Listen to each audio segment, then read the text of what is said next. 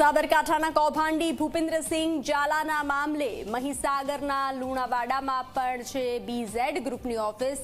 નંદન આર્કેડમાં આવેલી છે કૌભાંડી ભૂપેન્દ્રસિંહ ઝાલાની ઓફિસ. છેલ્લા 4 દિવસથી ઓફિસ પર તાળા લાગેલા જોવા મળી રહ્યા છે. ઓફિસની કામગીરીથી સ્થાનિક લોકો પણ અજાણ છે.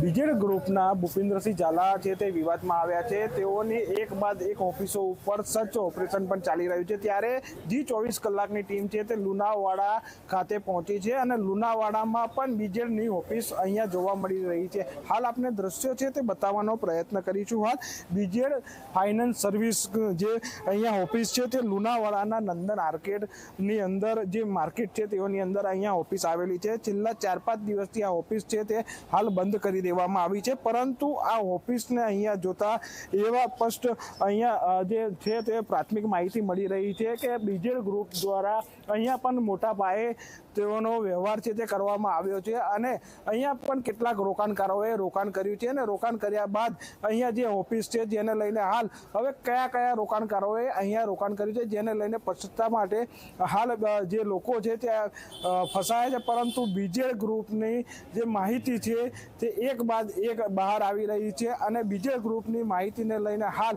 સમગ્ર ગુજરાતની અંદર તેઓની તપાસ છે તે હાથ ચાલુ છે.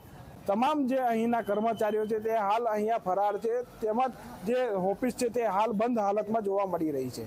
ભદ્રપાલસિંહ સોલંકી, જી મીડિયા, મહીસાગર.